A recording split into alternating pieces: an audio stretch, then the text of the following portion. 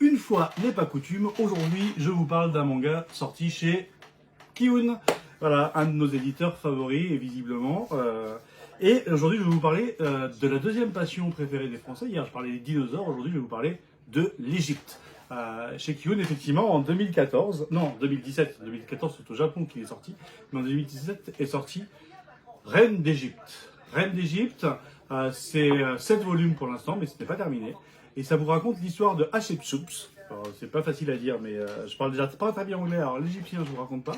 Donc Hatshepsut épouse de force plus ou moins son demi-frère qui s'appelle Séti, afin de régner sur le royaume d'Égypte, vu que le père de Hatshepsut était déjà pharaon, etc., etc.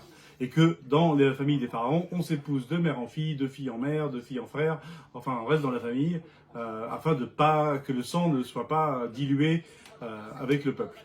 Mais Hatshepsut ne va pas de cette oreille et considère que ce mariage avec son demi-frère et pour faire de lui le nouveau pharaon est pas juste.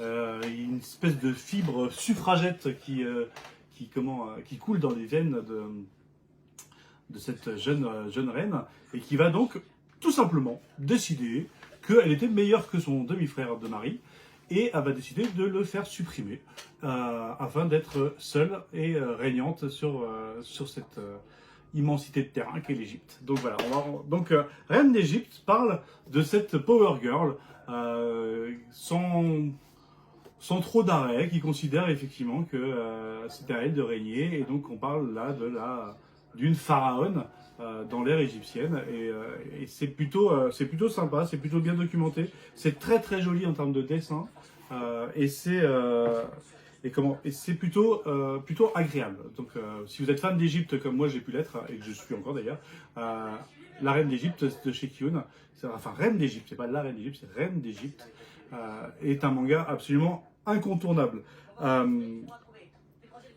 Petit avantage aussi dans ce manga, on dit toujours ah ouais c'est dommage qu'ils traduisent. D'ailleurs la traductrice de Reine d'Égypte, Kiun est allée chercher une traductrice particulièrement émérite dans le monde des traductions de manga en France, puisqu'ils ont fait appel à Fédoua Lamodière. Ça vous dit peut-être pas grand chose, mais elle a quasiment tout traduit depuis les années 90.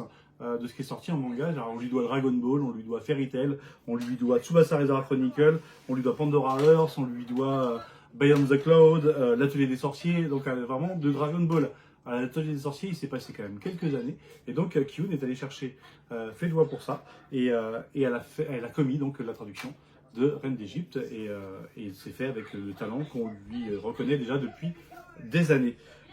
Et heureusement qu'elle a traduit, parce que Reine d'Égypte, le manga en japonais, vous êtes assis, vous avez du temps, c'est Awa Horus no Itomi Dansu no Jou no Monogatari. Heureusement, en France, ça s'appelle Reine d'Égypte.